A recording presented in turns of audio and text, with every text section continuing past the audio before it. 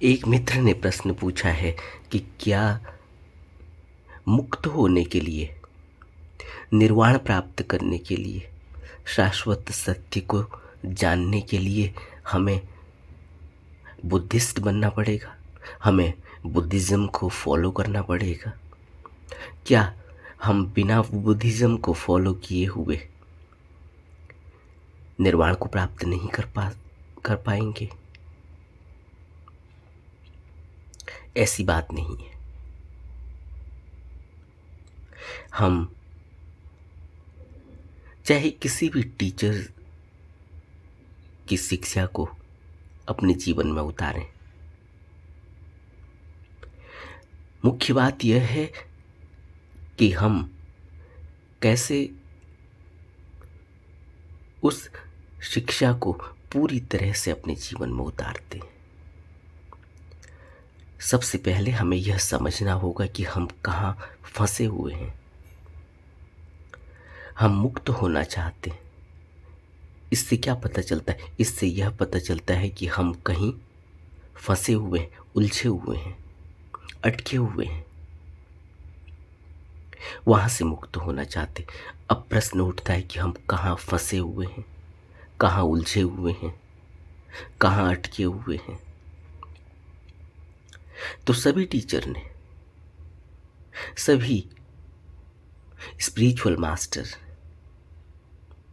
जब जब भी वो इस दुनिया में आए, उन्होंने मनुष्य को कारण बताया कि किस कारण से मनुष्य यहाँ उलझा हुआ है, क्यों उलझा हुआ है, वजह क्या है और कैसे वो इस उलझन से ऊपर उठ सकता है। तो ऐसा नहीं है कि अगर आप बुद्धिज्म को फॉलो करेंगे तो तभी आप निर्वाण प्राप्त करेंगे। आप सनातन से भी निर्वाण प्राप्त कर सकते हैं। आप महावीर की शिक्षाओं से भी निर्वाण प्राप्त कर सकते हैं। आप क्राइस्ट की शिक्षाओं से भी निर्वाण प्राप्त कर सकते हैं। मुख्य बात यह है कि हमें पहले यह समझना होगा कि हमारी कमी कहाँ है। शिक्षा में कमी नहीं है, शिक्षा तो एक ही है। वही बात बुद्ध कहते हैं अपने अंदाज में, वही बात महावीर कहते हैं अपने अंदाज में। शब्द अलग अलग हो सकते हैं, लेकिन बात एक ही कही जा रही है। हम उसी पड़ाव में आकर पहुंचते हैं, चाहे हम किसी भी मेथड का इस्तेमाल करें। सभी मेथड एक पड़ाव पर आकर मिल जाते हैं और उस पड़ाव से आगे जो यात्रा शुरू होती है वह एक ही है, जिसको बुद्ध कहते हैं अत्तो दीपो भव। वह प्रकाश, वह ज्योति, वह आवाज हमें अपने मुकाम तक ले जाएगी। वह प्रकाश हमें अपने मुकाम तक ले जाएगा, हमें रोशनी देगा हमारी यात्रा में। और यात्रा कौन सी? हमारी अंतरतम की यात्रा। यात्रा ऐसा नहीं है कहीं आकाश में यात्रा करनी है, अपने ही अंतरतम आकाश में यात्रा करनी है। मन जिस तरह से बाहर फैला हुआ है, बाहर हम यात्रा करते हैं। एक यात्रा तो हम फिजिकल करते हैं, जब हम अपने सामान को लेकर चलते हैं, तैयार होकर चलते हैं, गाड़ी पकड़ते हैं, एरोप्लेन पकड़ते हैं और एक गंतव्य से दूसरे गंतव्य तक यात्रा करते हैं। फिजिकल यात्रा है। लेकिन जब हम मन से यात्रा करते हैं तो क्या हमें पता चलता है सुबह से लेकर शाम तक कितने विचार उठते हैं। कभी अमेरिका में कोई दोस्त रह रहा है, कोई जानने वाला रह रहा है, कोई परिवार का सदस्य रह रहा है। उसका नाम, उसका विचार आते ही हम अमेरिका पहुंच जाते हैं। वहाँ कोई फिजिकल प्रेजेंस की आवश्यकता नहीं है। हमने यात्रा की, मन में विचार उठा, उठने तक हम वहाँ पहुँच गए। इसी तरह से हम यात्रा करते, और इस यात्रा में हमें कुछ भी खर्च नहीं होता, लेकिन इस यात्रा के दौरान में मन इतना बाहर मुखी हो जाता है और इतनी यात्राएं करता है कि वो फिर कभी भी स्थिर नहीं होता, फिर वो कहीं टिकता नहीं। और यही परेशानी है कि जब वो कहीं टिकता नहीं तो हम फिर 100% कोई भी काम नहीं कर पाते, क्योंकि मन को ही लगाना है, मन से ही काम करवाना है। मन जब टिकेगा तब फिजिकल प्रेजेंस होगी, तब हम वो काम को पूरी तरह से अंजाम देते हैं, 100% अंजाम देते हैं, तब हम उसमें सक्सेस पाते हैं। तो एक यात्रा है फिजिकल, एक यात्रा है मन की, और मन की यात्रा 24 घंटे चलती रहती है। हम सो जाते हैं, उसके बाद भी हमारे सबकॉन्शियस में विचार चलते रहते, सपने चलते रहते। यही अंतरतम की यात्रा हमें आध्यात्मिक तौर पर करनी होती है। और इस अंतरतम की यात्रा में जहाँ मन बाहर की यात्रा नहीं करता, मन रुक के अंतर की यात्रा करता है। इस अंतरतम की यात्रा में फिर वह सबसे पहले अपने विकारों को देखता है, अपनी परेशानियों को देखता है, अपनी उलझन को देखता है, कहाँ वो फंसा हुआ है, किन कारणों से फंसा हुआ है, कौन कौन से विकार हैं, उन विकारों से कैसे मुक्ति पाई जा सकती है, कैसे उनसे ऊपर उठा जा सकता है, कैसे उनको दूर किया जा सकता है। यहाँ से यात्रा हमारी शुरू होती है। और यह हमें कोई शिक्षक बताता है, जिसको हम शिक्षक कहते हैं, वो स्कूल कॉलेज का शिक्षक नहीं, एक स्पिरिचुअल मास्टर, एक बुद्ध, एक गुरु, जिसने वह यात्रा की है, वही हमें उस यात्रा पर ले जा सकता है, क्योंकि वह यात्रा अपने से होती नहीं। क्या हमने कभी प्रयास नहीं किए? आज तक हमने कितने प्रयास किए? फिर मन बाहर ले जाता है, चलो उस मंदिर में चलते हैं, फिर मन्नत मांग के आ जाता है, फिर मन्नत मांग के मन्नत पूरी हो जाती है, फिर फंस जाता है, और बार बार हम बाहर ही फंस जाते हैं। लेकिन अंतरतम की यात्रा जो बुद्ध पुरुष हमें बता रहे हैं, वह यात्रा सभी बुद्धों ने एक ही बताई। तरीका अलग अलग बताया हो भला, लेकिन उद्देश्य यही है कि सबसे पहले यह समझा जाए, सबसे पहले यह रियलाइज किया जाए कि सेल्फ क्या है। जब तक सेल्फ का रियलाइजेशन नहीं होगा, तब तक उस अंतरतम की यात्रा में कदम आगे को नहीं बढ़ा जा सकता, जहाँ पर हम उस यूनिवर्स से जुड़ते हैं, जहाँ पर हम उस शून्य में ठहरते हैं। लेकिन उस शून्य की यात्रा से पहले पहले जो विकार हैं, जो उलझाव हैं, जो फंसाव हैं, जहाँ हम उलझे हुए हैं, अटके हुए हैं, अपनी दुनिया बनाए हुए हैं, और ये दुनिया बिल्कुल ही झूठी है, इसी को हम सेल्फ कहते हैं। यह मैं और मेरी की दुनिया, जो हमारे विदा होते ही सब खत्म हो जाती। इस दुनिया को कैसे समझें कि यह बिल्कुल ही झूठ है? इसको बुद्ध कहते हैं अनित्य जगत है यह। और इस अनित्यता को जो नहीं समझ पाता, वो अंतरतम की यात्रा नहीं कर पाता, क्योंकि अनित्य को अगर नित्य समझा तो फिर वो बाहर ही उलझा हुआ रहता है, फिर वो बाहर ही जोड़ तोड़ में फंसा रहता है, फिर बाहर के सामानों को इकट्ठा करता रहता है, मन को बाहर उलझाता रहता है, फिर मन अंतरतम की यात्रा नहीं करता, फिर मन अपने अंदर जाकर अपने को नहीं देखता। और हमारा उद्देश्य यही है आध्यात्मिक उद्देश्य यही है कि किसी तरह से हम अंतर की यात्रा करें।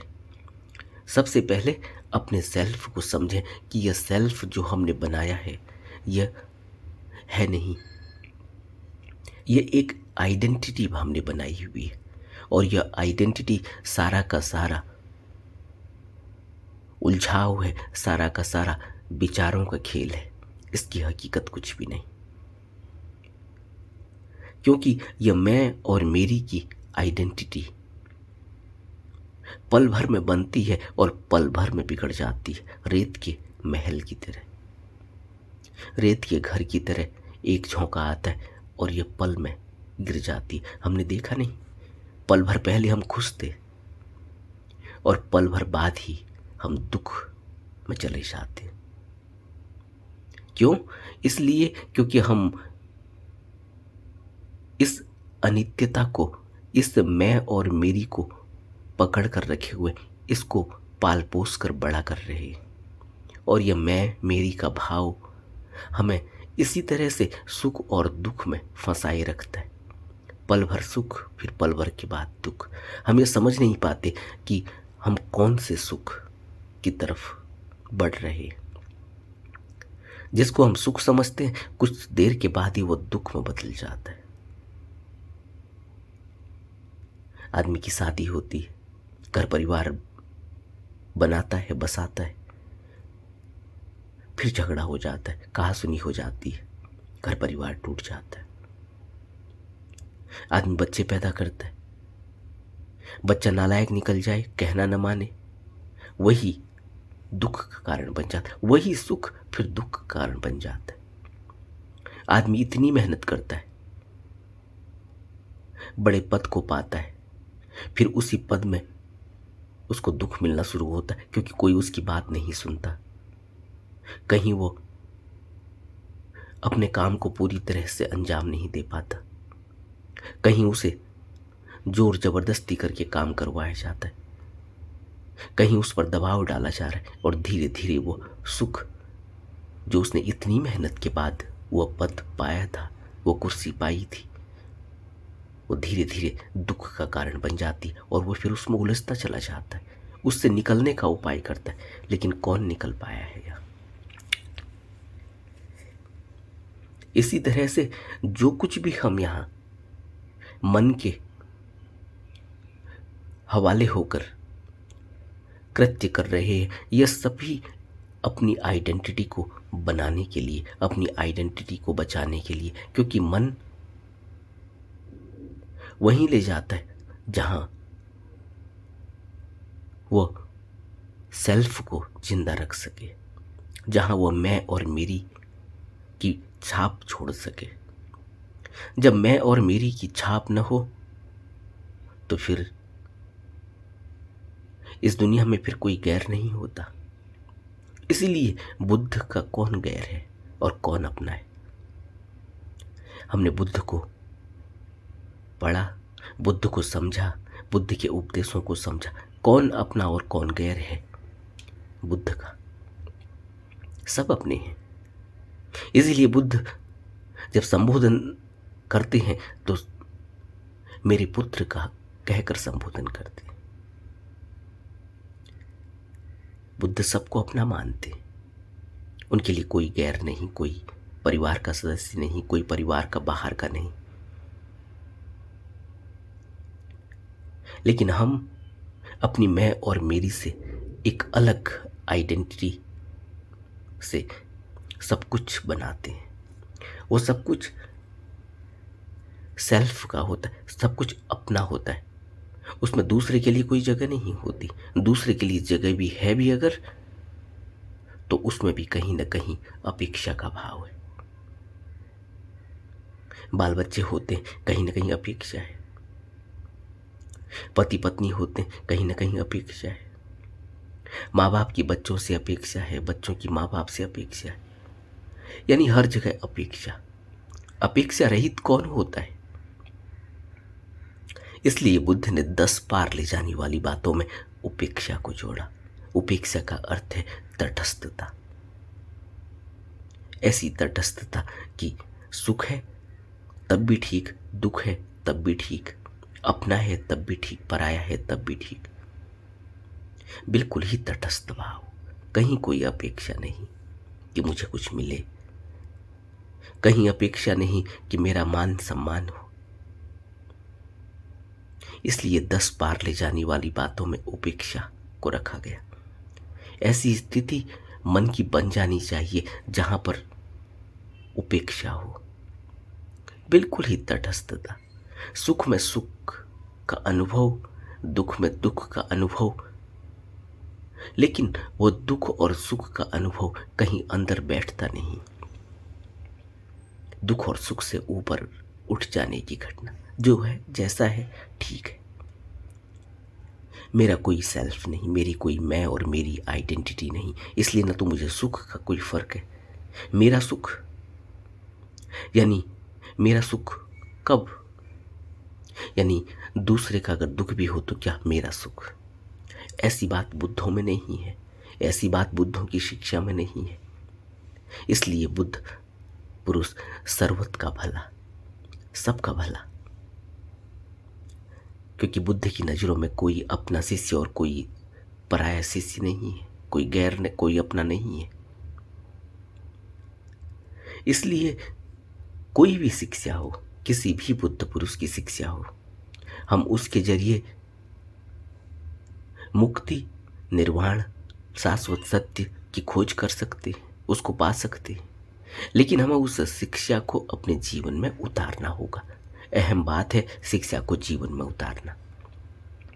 और हम क्या करते हैं, हमारा स्वभाव, मानव का स्वभाव क्या है, वो शिक्षा को कंपैरिजन करता है। कंपैरिजन है कि महावीर ने क्या कहा तो बुद्ध ने क्या कहा, बुद्ध ने इस बात को ऐसे कहा, महावीर ने ऐसे कहा, महावीर ने ठीक कहा नहीं कहा, बुद्ध ने ठीक कहा नहीं कहा, या किसी और बुद्ध पुरुष ने ऐसे कहा तो बुद्ध ने ऐसे कहा। इस वजह से हम यहाँ उलझ जाते हैं। फिर वही उपेक्षा का भाव नहीं आ पाता, फिर वही कौन अच्छा है कौन बुरा है, यह शिक्षा अच्छी है वो शिक्षा बुरी है। हम क्या जानते हैं कौन सी शिक्षा अच्छी है कौन सी बुरी है? हम उस शिक्षा को कभी हमने फॉलो किया नहीं, कभी हम उस शिक्षा को अपने जीवन में उतार नहीं पाए। लेकिन क्या अच्छा है क्या बुरा है, यह मानव का स्वभाव जिसमें हम उलझ जाते हैं और एक को अच्छा और दूसरे को बुरा बताने लगते हैं। जिसको हम फॉलो कर रहे हैं, जिसकी शिक्षा पर हम चलने की कोशिश कर रहे हैं, हम कहते हैं कि वो अच्छा है, दूसरा ठीक नहीं। हम क्या जानते हैं दूसरा ठीक है या नहीं? इस तरह से ये मन बार बार फिर हमें ड्युअलिटी में उलझा देता है, द्वैत में उलझा देता है, और यह द्वैत फिर हमें सेल्फ में ले जाता है, फिर हमें मैं और मेरी में ले जाता है। मेरा गुरु अच्छा, दूसरे का गुरु उतना अच्छा नहीं, और इस वजह से हम फिर उलझते चले जाते, फिर हम शिक्षा की तरफ बढ़ नहीं पाते। सबसे पहले हमें अपनी विचारधारा को बदलना होगा। सबसे पहले हमें इस मनमुटाव से बाहर आना होगा। सबसे पहले हमें अपने दायरे को खुला रखना होगा। अभी कुछ दिनों पहले ही मैंने कहीं कृष्ण शब्द का इस्तेमाल कर दिया। 2 लोगों ने कमेंट किए, आप कृष्ण को क्यों बीच में ले आते? अब इस व्यक्ति के अंदर, इसके मन में क्या बैठा हुआ है? और यह आदमी मुक्त भी होना चाहता है। शब्दों से इतना लगाव, शब्दों से इतना जुड़ाव, शब्दों को इस तरह से अंदर बैठा कर रखना, और उन शब्दों से द्वेष की भावना, ईर्ष्या की भावना, नफरत की भावना, क्या हम इस तरह के भाव और इस तरह के विचार रखने के बाद अपने को ऊपर उठा पाएंगे? एक विचार करने की जरूरत है। अगर मैं अभी भी यही सोच रहा हूं, अगर अभी भी इतनी नफरत, इतना द्वेष, इतना क्रोध मेरे अंदर है दूसरी जाति के प्रति, दूसरे देश के प्रति, दूसरी शिक्षा के प्रति, दूसरे गुरु के प्रति, दूसरे समाज के प्रति, दूसरी संस्कृति के प्रति, तो फिर हम यहीं उलझते हुए रह जाएंगे। हम यहां से बाहर नहीं निकल पाएंगे। हमें तो अपना दायरा बड़ा करना है, हमें यहां से ऊपर उठना है। ये विचार करने वाली बात है। बाकी हर व्यक्ति यहां स्वतंत्र है, वो कुछ भी सोच सकता है, कुछ भी कर सकता है, कुछ भी बोल सकता है, कुछ भी विचार कर सकता है। यह उसकी स्वतंत्रता है।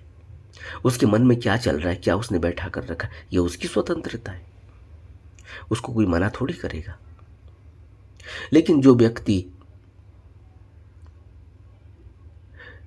इस खोज में है, अगर वो चैनलों में सर्च कर रहा है, अगर वो यूट्यूब में आध्यात्म को सर्च कर रहा है, अगर वो शिक्षा को सुन रहा है, तो फिर जरूर उसको यह विचार भी करना होगा कि उसके अंदर यह भाव, यह विचार क्यों है।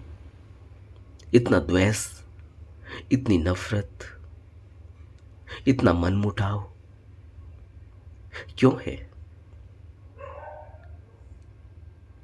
ठीक है, किसी व्यक्ति की बात हमें नहीं जमती, उसकी कार्य प्रणाली हमारी समझ में नहीं आती, यह तो हमारी सोच है। लेकिन हम इस सोच को थोप क्यों देते हैं।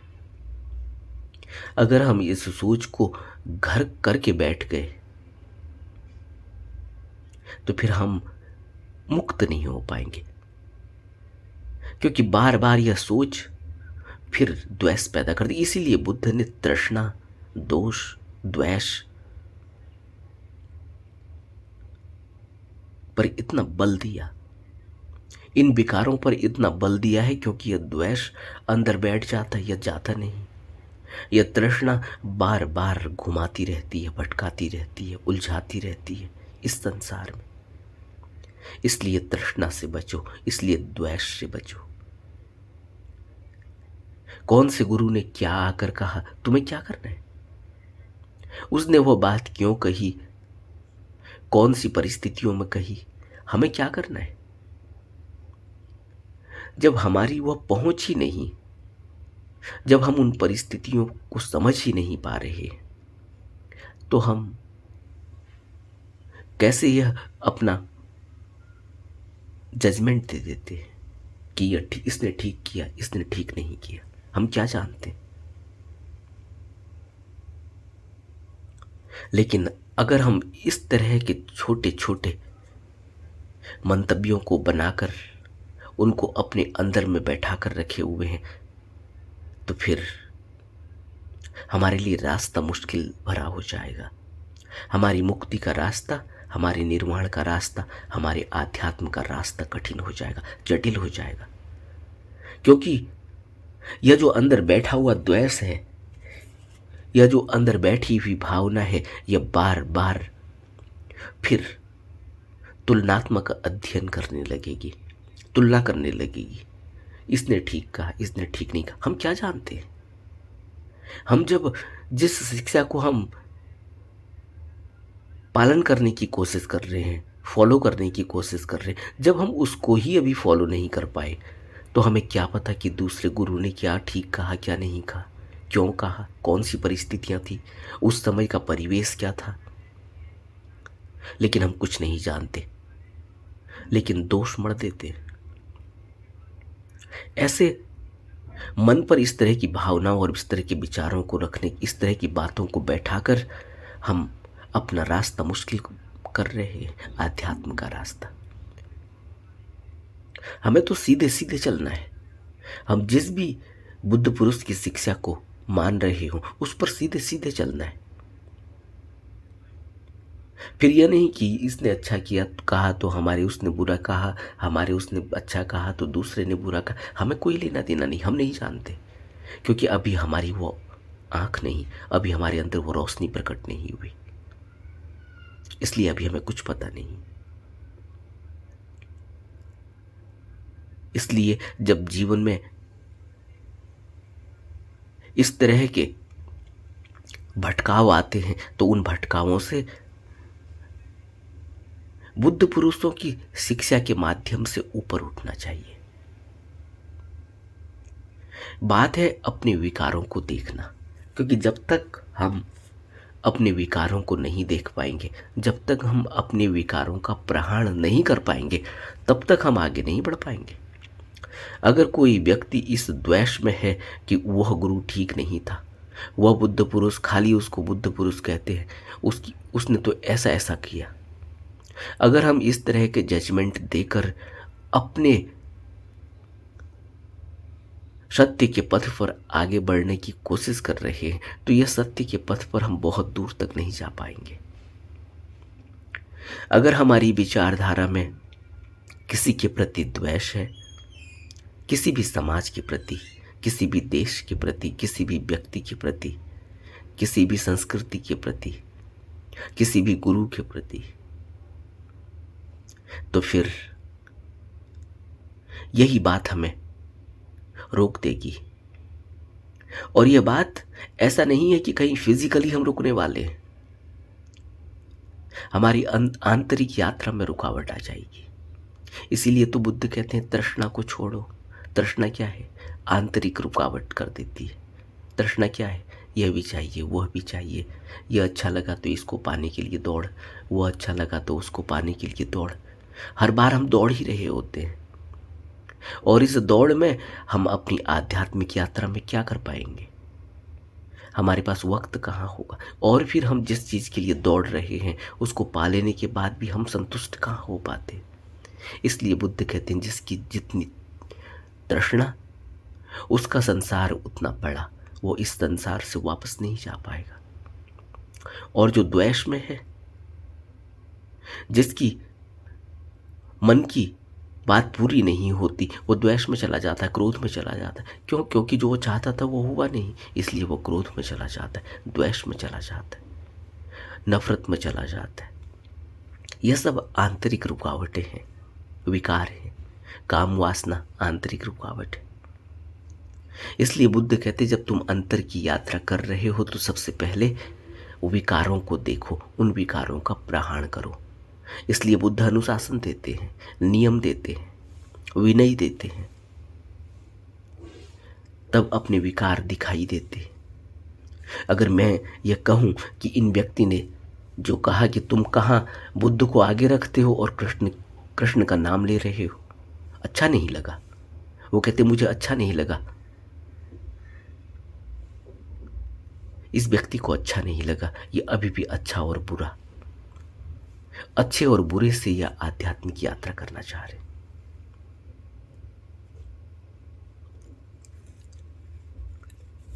कहां तक की यात्रा हो पाएगी? ऐसे ही न जाने कितने विकार हमारे अंदर बैठे हुए। ईर्ष्या, पता भी नहीं चलता, किसी आदमी ने गाड़ी खरीद ली, हमने उससे बात करनी बंद कर दी, उसकी गाड़ी देखते ही हमारे अंदर एक उबाल सा उठा है। क्या हुआ?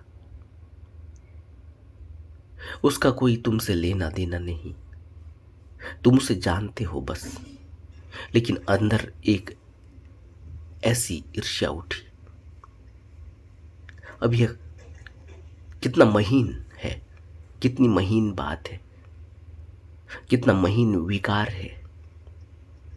तुमसे उसने पैसे लिए नहीं, तुमने उसे कुछ दिया नहीं, तुम्हारा उससे कुछ लेना देना है नहीं, तुम सिर्फ जानते हो। और वो एक दिन गाड़ी खरीद कर ले आया और तुमने वो गाड़ी देख ली, अंदर ईर्ष्या पैदा हो गई। अब इस विकार से कैसे निकलेंगे? इसलिए बुद्ध कहते हैं कि तुम बातों को समझो, मानो, और जो नियम बताए हैं उन नियमों को अपनी जिंदगी में पालन करो, और साथ में ध्यान साधना पर ज़्यादा से ज़्यादा जोर दो, क्योंकि ध्यान साधना से ही अपने अंतरतम में देखा जा सकता है, अपने विकारों को देखा जा सकता है। और ध्यान साधना से ही ये छोटी छोटी गांठें जो अंदर लगी हुई हैं, जो रुकावटें हैं, जो व्यवधान हैं, जो मार्ग में आगे नहीं बढ़ने देती, इन सब को दूर करते हुए आगे बढ़ना है। ये बात आसान है, ये कहना कि मुझे अच्छा नहीं लगा, ये दूसरे की बात तुमने क्यों आगे कर दी, वह तो आदमी झूठा था। हम जानते नहीं, आज से 30,000 साल पहले, 40,000 साल पहले, 50,000 साल पहले कोई बुद्ध पुरुष हुआ, या 10,000 साल पहले कोई बुद्ध पुरुष हुआ, या 1,000 साल पहले बुद्ध पुरुष कोई हुआ, आपने उसका नाम ले लिया। अब इस व्यक्ति ने अपने अंदर एक मंतव्य बनाया हुआ है, एक धारणा बनाई हुई है कि वो आदमी तो ठीक नहीं था। ये इनका अपना परसेप्शन है,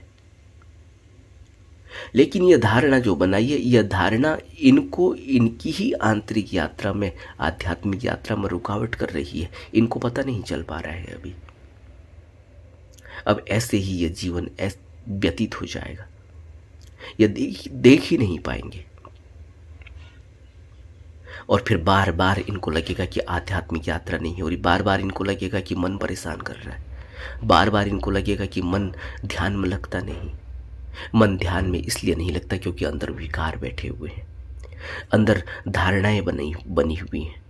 और बुद्ध ने अपने शुरू के उपदेशों में ही कहा कि सबसे पहले अपनी धारणाओं को गिरा दो, सबसे पहले अपने मंतव्यों को गिरा दो, सबसे पहले जो भी इस तरह की बात अंदर बैठी हुई है, जो सिर्फ बात है, जो अपना कोई अनुभव नहीं, उस अनुभव, वह बैठाई हुई बात को से मुक्त हो जाओ। नहीं तो फिर यात्रा नहीं हो पाएगी। किसी भी रीति रिवाज को, किसी भी रूढ़िवादी बातों को, किसी भी अवधारणा को जगह मत दो, नहीं तो आध्यात्मिक यात्रा नहीं हो पाएगी। क्योंकि आध्यात्मिक यात्रा के लिए तो बिल्कुल ही स्पष्ट हृदय चाहिए, बिल्कुल ही शांत हृदय चाहिए, बिल्कुल ही निष्पक्ष हृदय चाहिए। इसके बिना फिर आगे नहीं बढ़ा जा सकता। और अगर हम यह सोचें कि सब ऐसे ही कर रहे हैं, सब कर रहे हो भला, सब ऐसा करने के बाद उनकी आध्यात्मिक यात्रा भी नहीं हो सकती। हमें तो अपने गुरु के उपदेशों पर चलना है। लेकिन उपदेशों पर चलने का अर्थ यह नहीं कि हम किसी दूसरे बुद्ध पुरुष के बारे में कुछ भी हमें अच्छा न लगे, हमारे अंदर एक द्वेष पैदा हो जाए, क्रोध पैदा हो जाए, ईर्ष्या पैदा हो जाए, नफरत पैदा हो जाए। हम अपनी ही रुकावट डाल रहे हैं। और बुद्ध हमें बड़ी ही आसान शिक्षा देते हैं, यह कहते हुए कि भवतु सब मंगलम, सबका मंगल हो, सबका कल्याण हो। और मैत्री भावना, वो अच्छा है या बुरा है, हम कौन है यह परख करने वाले, हम कौन है यह जजमेंट करने वाले। हमें तो अपने मार्ग पर चलना है, बात खत्म हो गई। तो ऐसा नहीं है कि हम बुद्धिज्म को फॉलो करेंगे तो तभी हम निर्वाण तक पहुंचेंगे, किसी दूसरे गुरु को फॉलो करेंगे तो निर्वाण तक नहीं पहुंचेंगे। सभी गुरुओं ने, सभी बुद्धों ने जो रास्ता बताया, वह रास्ता निर्वाण तक ही जाता है। बात यह है कि हम उसे स्पष्ट हृदय से, शुद्ध हृदय से, विकार रहित होकर अपनाएं, उनका पालन करें, उनको जीवन में उतारें और उस रास्ते पर लगातार मेहनत करके आगे बढ़ते जाएं। नमो बुद्धाय।